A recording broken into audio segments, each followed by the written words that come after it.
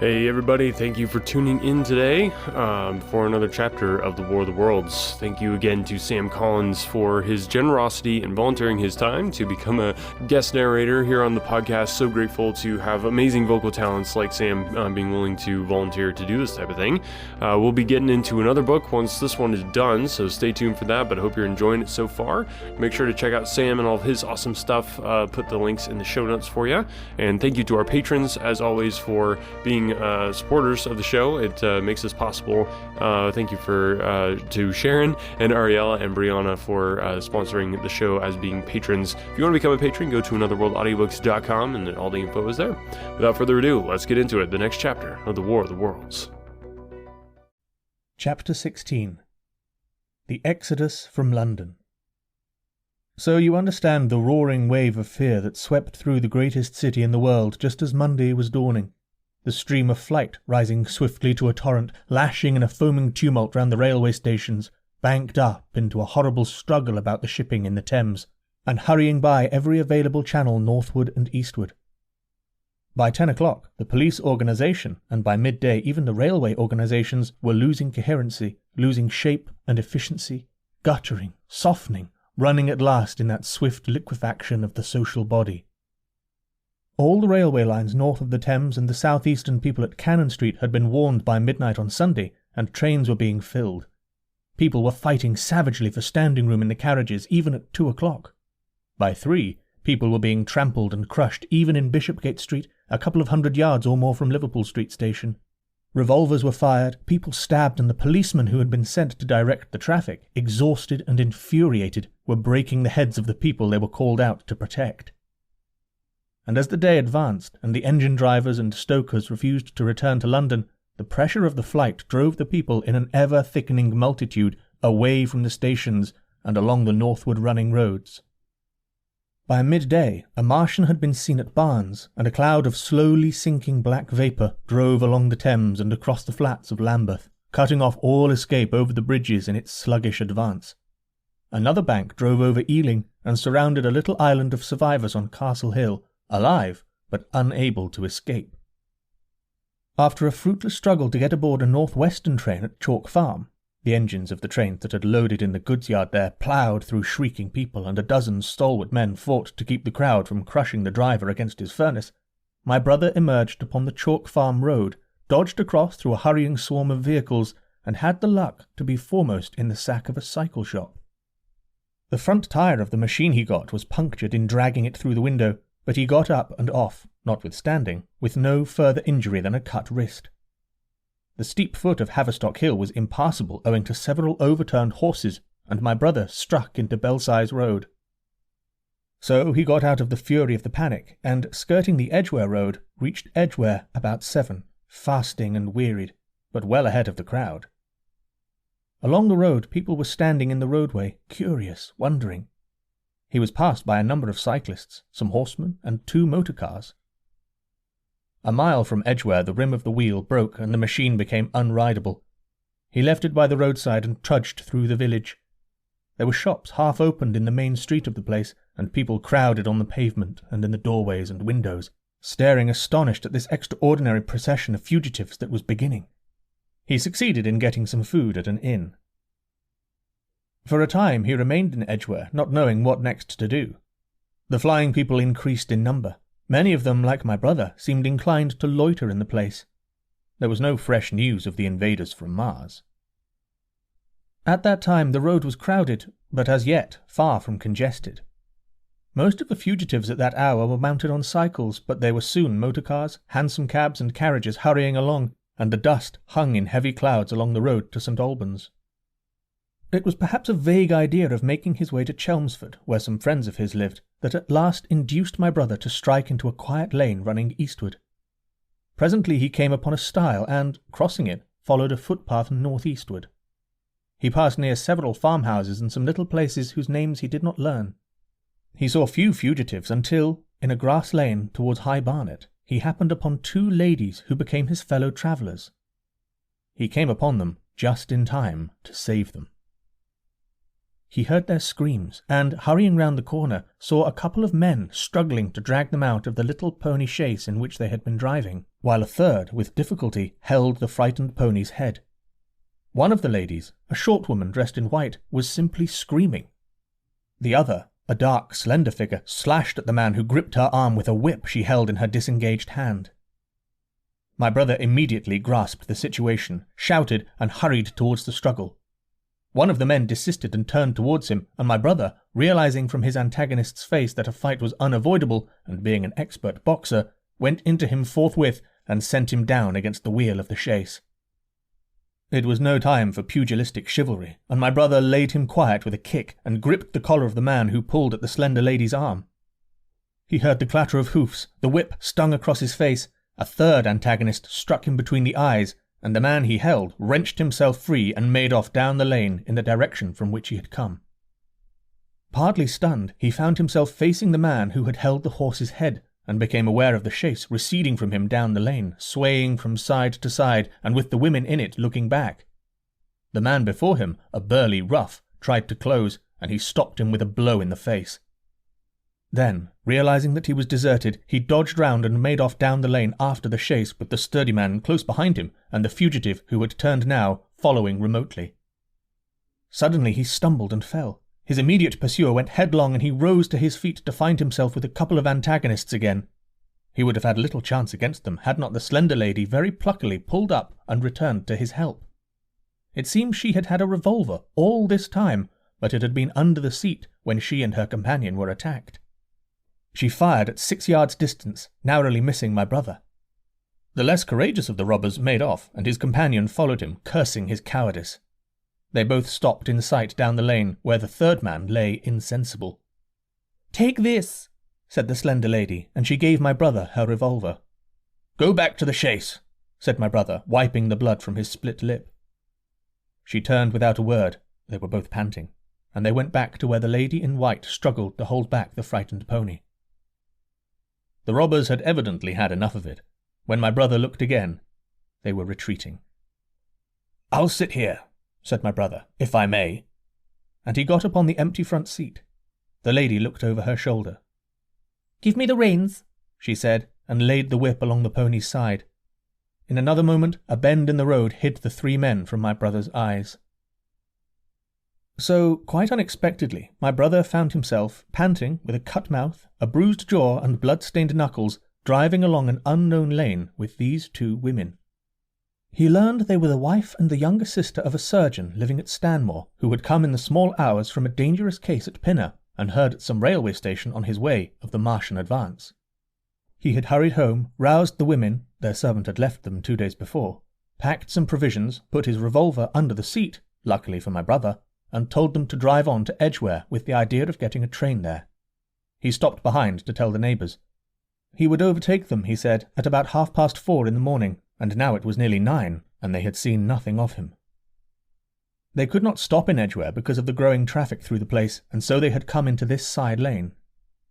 That was the story they told my brother in fragments when presently they stopped again, nearer to New Barnet. He promised to stay with them, at least until they could determine what to do, or until the missing man arrived, and professed to be an expert shot with the revolver, a weapon strange to him, in order to give them confidence. They made a sort of encampment by the wayside, and the pony became happy in the hedge. He told them of his own escape out of London, and all that he knew of these Martians and their ways.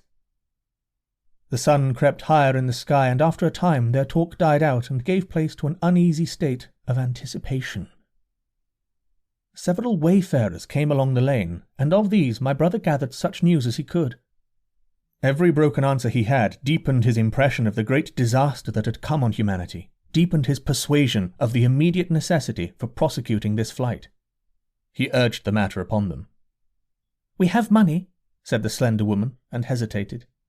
Her eyes met my brother's, and her hesitation ended. "So have I," said my brother. She explained that they had as much as £30 in gold, besides a £5 note, and suggested that with that they might get upon a train at St. Albans or New Barnet. My brother thought that was hopeless, seeing the fury of the Londoners to crowd upon the trains, and broached his own idea of striking across Essex towards Harwich and thence escaping from the country altogether. Mrs. Elphinston, that was the name of the woman in white, would listen to no reasoning and kept calling upon George. But her sister-in-law was astonishingly quiet and deliberate, and at last agreed to my brother's suggestion. So, designing to cross the Great North Road, they went on towards Barnet, my brother leading the pony to save it as much as possible. As the sun crept up the sky, the day became excessively hot, and underfoot a thick, whitish sand grew burning and blinding, so that they travelled only very slowly. The hedges were grey with dust, and as they advanced towards Barnet, a tumultuous murmuring grew stronger. They began to meet more people. For the most part these were staring before them, murmuring indistinct questions, jaded, haggard, unclean. One man in evening dress passed them on foot, his eyes on the ground. They heard his voice, and, looking back at him, saw one hand clutched in his hair, and the other beating invisible things. His paroxysm of rage over, he went on his way without once looking back.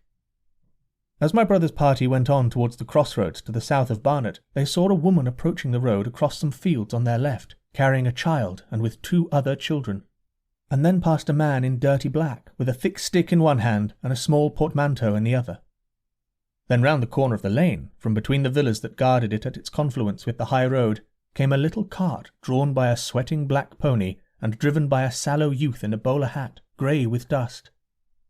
There were 3 girls, East End factory girls, and a couple of little children crowded in the cart. "This'll take us round Edgware?" asked the driver, wild-eyed, white-faced, and when my brother told him it would if he turned to the left, he whipped up at once without the formality of thanks. My brother noticed a pale grey smoke or haze rising among the houses in front of them and veiling the white facade of a terrace beyond the road that appeared between the backs of the villas. Mrs. Elphinston suddenly cried out at a number of tongues of smoky red flame leaping up above the houses in front of them against the hot blue sky. The tumultuous noise resolved itself now into the disorderly mingling of many voices, the gride of many wheels, the creaking of wagons and the staccato of hoofs. The lane came round sharply not 50 yards from the crossroads. "Good heavens!" cried Mrs. Elphinston. "What is it you are driving us into?" My brother stopped. For the main road was a boiling stream of people, a torrent of human beings rushing northward, one pressing on another. A great bank of dust, white and luminous in the blaze of the sun, made everything within 20 feet of the ground grey and indistinct, and was perpetually renewed by the hurrying feet of a dense crowd of horses, and of men and of women on foot, and by the wheels of vehicles of every description. "Way!" my brother heard voices crying. "Make way!" It was like riding into the smoke of a fire to approach the meeting point of the lane and road. The crowd roared like a fire, and the dust was hot and pungent. And indeed, a little way up the road, a villa was burning and sending rolling masses of black smoke across the road to add to the confusion. 2 men came past them, then a dirty woman carrying a heavy bundle and weeping. A lost retriever dog, with hanging tongue, circled dubiously around them, scared and wretched, and fled at my brother's threat. So much as they could see of the road Londonward between the houses to the right was a tumultuous stream of dirty, hurrying people, pent in between the villas on either side. The black heads, the crowded forms grew into distinctness as they rushed towards the corner, hurried past, and merged their individuality again in a receding multitude that was swallowed up at last in a cloud of dust. "Go on! Go on!" cried the voices. "Way! Way!" One man's hands pressed on the back of another. My brother stood at the pony's head. Irresistibly attracted, he advanced slowly, pace by pace, down the lane. Edgware had been a scene of confusion, Chalk Farm a riotous tumult, but this was a whole population in movement. It is hard to imagine that host. It had no character of its own. The figures poured out past the corner and receded with their backs to the group in the lane. Along the margin came those who were on foot, threatened by the wheels, stumbling in the ditches, blundering into one another. The carts and carriages crowded close upon one another, making little way for those swifter and more impatient vehicles that darted forward every now and then when an opportunity showed itself of doing so, sending the people scattering against the fences and the gates of the villas. "Push on!" was the cry. "Push on! They are coming!" In one cart stood a blind man in the uniform of the Salvation Army, gesticulating with his crooked fingers and bawling, "Eternity! Eternity!" His voice was hoarse and very loud, so that my brother could hear him long after he was lost to sight in the dust. Some of the people who crowded in the carts whipped stupidly at their horses and quarrelled with other drivers. Some sat motionless, staring at nothing with miserable eyes. Some gnawed their hands with thirst, or lay prostrate in the bottoms of their conveyances. The horses' bits were covered with foam, their eyes bloodshot. There were cabs, carriages, shop carts, wagons beyond counting, a mail cart, a road cleaner's cart marked Vestry of St. Pancras, a huge timber wagon crowded with roughs. A brewer's dray rumbled by with its 2 near wheels splashed with fresh blood. "Clear the way!" cried the voices. "Clear the way!" "Eternity! Eternity!" came echoing down the road. There were sad, haggard women tramping by, well dressed, with children that cried and stumbled, their dainty clothes smothered in dust, their weary faces smeared with tears. With many of these came men, sometimes helpful, sometimes lowering and savage. Fighting side by side with them pushed some weary street outcast in faded black rags, wide-eyed, loud-voiced and foul-mouthed. There were sturdy workmen thrusting their way along, wretched, unkempt men, clothed like clerks or shopmen, struggling spasmodically. A wounded soldier, my brother noticed, men dressed in clothes of railway porters, one, wretched creature, in a nightshirt with a coat thrown over it. But varied as its composition was, certain things all that host had in common. There were fear and pain on their faces and fear behind them. A tumult up the road, a quarrel for a place in the wagon, sent the whole host of them quickening their pace. Even a man so scared and broken that his knees bent under him was galvanized for a moment into renewed activity. The heat and dust had already been at work upon this multitude. Their skins were dry, their lips black and cracked. They were all thirsty, weary and footsore, and amid the various cries one heard disputes, reproaches, groans of weariness and fatigue. The voices of most of them were hoarse and weak. Through it all ran a refrain. "Way! Way! The Martians are coming!" Few stopped and came aside from that flood. The lane opened slantingly into the main road with a narrow opening, and had a delusive appearance of coming from the direction of London. Yet a kind of eddy of people drove into its mouth. Weaklings elbowed out of the stream, who for the most part rested but a moment before plunging into it again. A little way down the lane, with 2 friends bending over him, lay a man with a bare leg wrapped about with bloody rags. He was a lucky man to have friends. A little old man, with a grey military moustache and a filthy black frock coat, limped out and sat down beside the trap, removed his boot, his sock was blood-stained, shook out a pebble, and hobbled on again. And then a little girl of 8 or 9, all alone, threw herself under the hedge close by my brother, weeping, "I can't go on! I can't go on!" My brother woke from his torpor of astonishment and lifted her up, speaking gently to her, and carried her to Miss Elphinston. So soon as my brother touched her, she became quite still, as if frightened. "Ellen!" shrieked a woman in the crowd, with tears in her voice. "Ellen!" And the child suddenly darted away from my brother, crying, "Mother!" "They are coming!" said a man on horseback, riding past along the lane. "Out of the way there!" bawled a coachman, towering high, and my brother saw a closed carriage turning into the lane. The people crushed back on one another to avoid the horse. My brother pushed the pony and chaise back into the hedge, and the man drove by and stopped at the turn of the way. It was a carriage, with a pole for a pair of horses, but there was only one in the traces. My brother saw dimly through the dust that 2 men lifted out something on a white stretcher and put it gently on the grass beneath the privet hedge. One of the men came running to my brother. "Where is there any water?" he said. "He's dying fast and very thirsty. It is Lord Garrick." "Lord Garrick?" said my brother. "The Chief Justice." "The water?" he said. "There may be a tap," said my brother, "in some of the houses. We have no water. I dare not leave my people." The man pushed against the crowd towards the gate of the corner house. "Go on!" said the people, thrusting at him. "They are coming! Go on!" Then my brother's attention was distracted by a bearded, eagle-faced man lugging a small handbag, which split even as my brother's eyes rested on it, and disgorged a mass of sovereigns that seemed to break up into separate coins as it struck the ground. They rolled hither and thither among the struggling feet of men and horses. The man stopped and looked stupidly at the heap, and the shaft of a cab struck his shoulder and sent him reeling. He gave a shriek and dodged back, and a cartwheel shaved him narrowly. "Way!" cried the men all about him. "Make way!" So soon as the cab had passed, he flung himself with both hands open upon the heap of coins and began thrusting handfuls into his pocket. A horse rose close upon him, and in another moment, half rising, he had been borne down under the horse's hoofs. "Stop!" screamed my brother, and pushing a woman out of his way, tried to clutch the bit of the horse. Before he could get to it, he heard a scream under the wheels and saw, through the dust, the rim passing over the poor wretch's back. The driver of the cart slashed his whip at my brother, who ran round behind the cart. The multitudinous shouting confused his ears. The man was writhing in the dust among his scattered money, unable to rise, for the wheel had broken his back, and his lower limbs lay limp and dead. My brother stood up and yelled at the next driver, and a man on a black horse came to his assistance. "Get him out of the road," said he, and, clutching the man's collar with his free hand, my brother lugged him sideways. But he still clutched after his money, and regarded my brother fiercely, hammering at his arm with a handful of gold. "Go on! Go on!" shouted angry voices behind. "Way! Way!"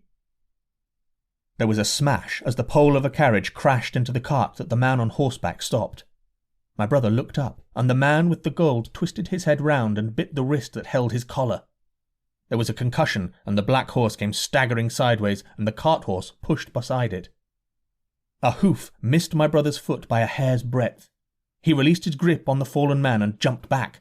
He saw anger change to terror on the face of the poor wretch on the ground, and in a moment he was hidden, and my brother was borne backward and carried past the entrance of the lane, and had to fight hard in the torrent to recover it.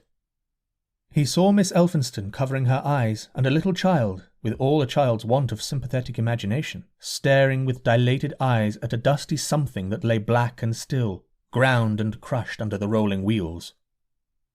"Let us go back," he shouted, and began turning the pony round.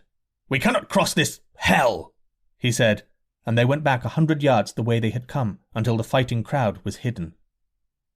As they passed the bend in the lane, my brother saw the face of the dying man in the ditch under the privet, deadly white and drawn, and shining with perspiration. The two women sat silent, crouching in their seat and shivering. Then, beyond the bend, my brother stopped again. Miss Elphinston was white and pale, and her sister-in-law sat weeping, too wretched even to call upon George. My brother was horrified and perplexed. So soon as they had retreated, he realized how urgent and unavoidable it was to attempt this crossing. He turned to Miss Elphinston, suddenly resolute. "We must go that way," he said, and led the pony round again. For the second time that day, this girl proved her quality. To force their way into the torrent of people, my brother plunged into the traffic and held back a cab horse while she drove the pony across its head. A wagon locked wheels for a moment and ripped a long splinter from the chaise. In another moment they were caught and swept forward by the stream. My brother, with the cabman's whip marks red across his face and hands, scrambled into the chaise and took the reins from her. "Point the revolver at the man behind," he said, giving it to her, "if he presses us too hard. No, point it at his horse." Then he began to look out for a chance of edging to the right across the road.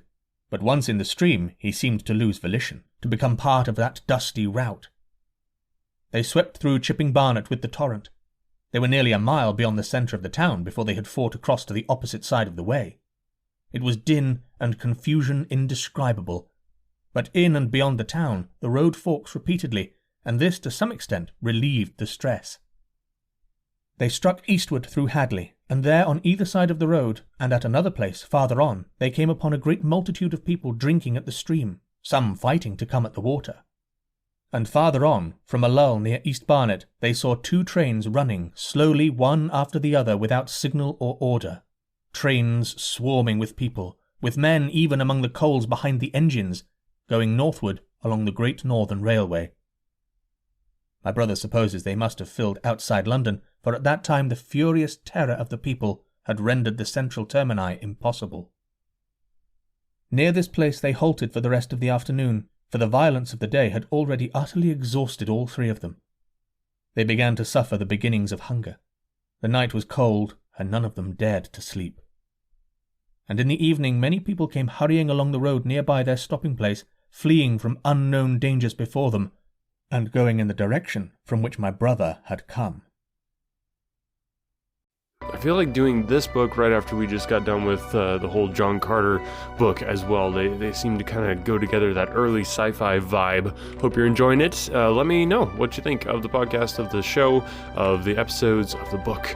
Get in touch with me. And also, don't forget, if you go to anotherworldaudiobooks.com, I'm giving away free books. So if you want to skip listening to episode by episode and just get the full free audiobook, you can do that too. Just go to anotherworldaudiobooks.com, and I've got a form there where you can just request any of the books that we've done on the podcast, and I will send it to you for free as a thank you for listening and being a supporter of the show, just by listening and by telling other people about it. That's the best way that we can grow, is just by word of mouth, you letting other people know that you have found an awesome podcast and you want to share it with them. Thanks for listening, guys, and we'll catch you next week.